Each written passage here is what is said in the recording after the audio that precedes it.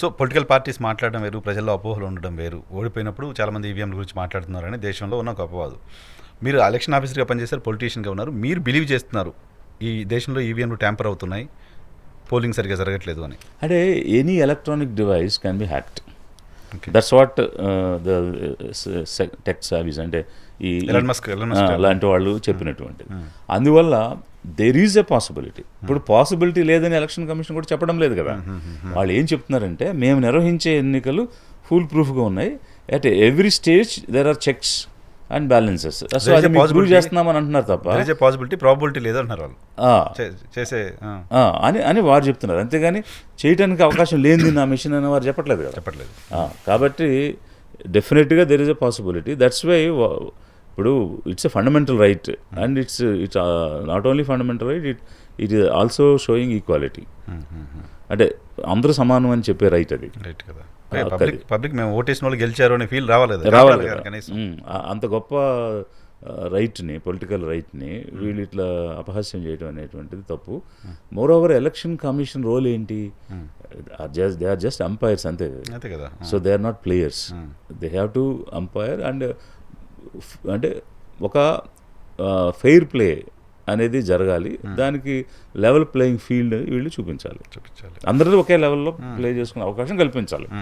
అంతేగాని వాళ్ళు ఇంట్రూడ్ అయిపోయి వారు ఒకవైపు కొమ్ము గాయటం అనేటువంటి పొలిటికల్ పార్టీ లాగా స్టేట్మెంట్స్ ఇస్తుంది election commission. Very unfortunate. And వాళ్ళ స్టేట్మెంట్స్ చూస్తే రాహుల్ గాంధీ పైన ఒక పొలిటికల్ పార్టీ రెస్పాండ్ అయినట్టుగా కనపడుతోంది. సో ఓకే, మీ దగ్గర ప్రూఫ్స్ ఉంటే రండి అనడం వేరు. బట్ ప్రూఫ్ చూపించిన తర్వాత ప్రమాణం చేస్తావా, కోర్టుకు వస్తావా, ఏదో మాట్లాడుతున్నారు. సో తెలుగు రాష్ట్రాలకు సంబంధించిన రాజకీయ పార్టీలు ఎవరు కూడా రాహుల్ ఈ ప్రెస్ కాన్ఫరెన్స్ తర్వాత గతంలో ఈవీఎంలపైన అనుమానాలు వ్యక్తం చేసిన తెలుగుదేశం కానీ, వైసీపీ కానీ, టీఆర్ఎస్ కానీ, ఈవెన్ తెలంగాణలో కాంగ్రెస్ పార్టీ కూడా కొన్ని సందర్భాల్లో వ్యక్తం చేసింది. వాళ్ళు ఎవరు కూడా ఇప్పుడు ఎందుకు సైలెంట్గా ఉన్నారు సార్, ఎవరు మాట్లాడట్లేదు? ఇక్కడ మనం ఇంకొక విషయాన్ని కూడా అబ్జర్వ్ చేయాలి. ఏంటంటే ఇప్పుడు 19 ఎలక్షన్ అప్పుడు ఇదే సీఎం ఐ థింక్ కాన్స్టిట్యూషన్ క్లబ్లో ఢిల్లీలోకి వెళ్ళి ఈవీఎంస్ గురించి మాట్లాడి వెస్ట్ బెంగాల్ అలా రకరకాల రాష్ట్రాలకు వెళ్ళి అవన్నీ చూసి అందరినీ కూడగట్టడానికి ప్రయత్నం చేశారు. ఆ తర్వాత మళ్ళీ ఈ ఎలక్షన్ తర్వాత వైసీపీ ఇదేదో ఈవీఎం మోసమే, ఎందుకంటే చాలా చోట్ల మేము వేసిన వాటిలో మాకు రాలేదని వీళ్ళు చెప్తున్నారు. అంటే సీజనల్గా వాళ్ళకి ఇబ్బంది కలిగినప్పుడు, దెబ్బ తగిలినప్పుడే అరుస్తున్నారు తప్ప సిస్టమిక్ రిఫార్మ్స్ కావాలి, సిస్టమిక్ చేంజెస్ ఆర్ అండ్ సరిదిద్దటం, కరెక్షన్ యాక్షన్ కావాలి అన్న దాని మీద శ్రద్ధ చూపించడం లేదు. అది కరెక్ట్ కాదు. లాంగ్ రన్లో ఒక పొలిటికల్ పార్టీ అన్నది కేవలం అధికారం కోసమే పాకులాడతాము, ఆధిపత్యం కోసం పోరాడతాము అని అంటే what way you have concerns about the system as well as people, అది కూడా ఉండాలి కదా. ఆ విజన్ లేని వాళ్ళు how can they become leaders? So యాక్చువల్గా అయితే రాహుల్ గాంధీ గారు చేసిన రీసెర్చ్ లాంటిది ఇక్కడ వైసీపీ చేసి ఉండాలి.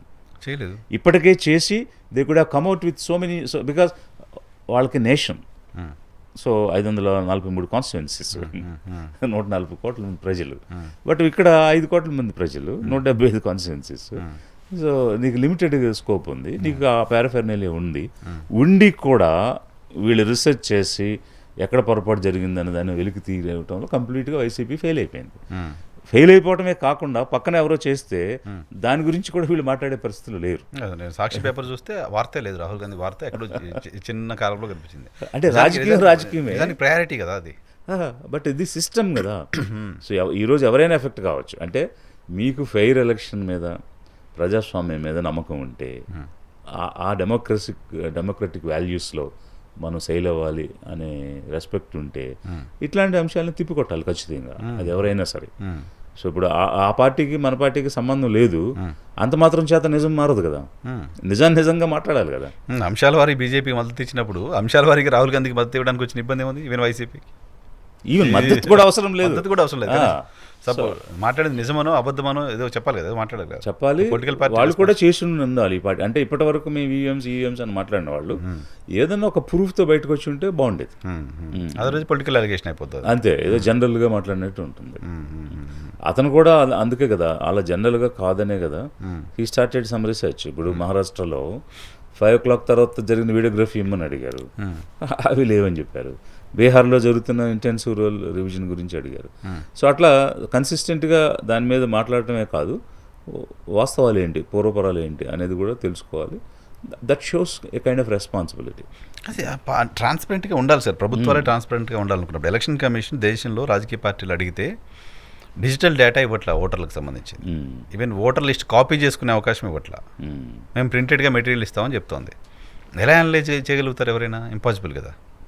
అంటే ఒకటి డిజిటల్ డేటా ఇవ్వడానికి వచ్చిన నష్టం అంటే మ్యానిపులేషన్, అంటే ఒకసారి డేటా బయటకు వెళ్ళిన తర్వాత వాళ్ళు రకరకాలుగా మ్యానిపులేట్ చేసి ఇది సరైంది, అది రాంగ్, అది సరైంది, ఇది రాంగ్ అని ఇట్లా స్కోప్ పెంచినట్టు అవుతుంది అనేటువంటి ధోరణి కూడా ఉంటుంది.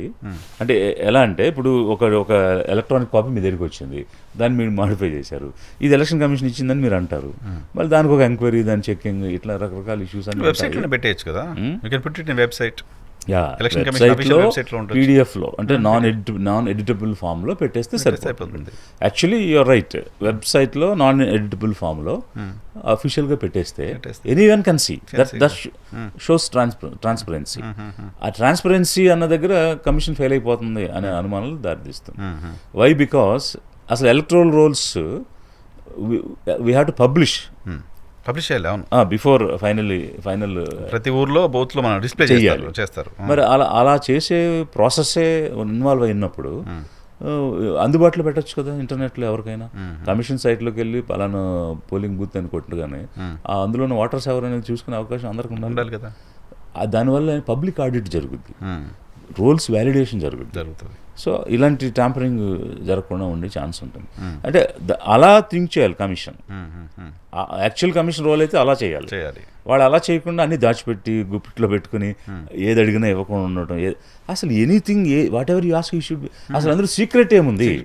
ఇప్పుడు ఏ ఓటర్ ఎవరికి ఓటేశాడు అన్నదే సీక్రెసీ కింద వచ్చేటువంటి సెక్షన్ రిప్రజెంటేషన్ ఆఫ్ పీపుల్స్ యాక్ట్లో 123, 124 ఉన్నాయి. ఆ నెంబర్స్లో ఉంటాయి ఇవన్నీ కూడా. అది తప్ప ఇంకా అక్కడ సీక్రెట్ జరిగేది ఏమీ లేదు. నువ్వు కెమెరా పెడుతున్నావు, రికార్డ్ చేస్తున్నావు, దాంట్లో సీక్రెట్ ఉంది. ఇంకా ఆ కెమెరా ఫీడ్ బయటకి ఇవ్వమంటే ఇవ్వట్లా. మహారాష్ట్రలో జరిగింది అది. సో మీ మాలిఫైడ్ ఇంటెన్షన్ ఉంది ఇక్కడ అన్నదాన్ని మీరే ప్రూవ్ చేసుకుంటున్నారు. Being a commission, your actions are translating into some kind of malafide intentions. So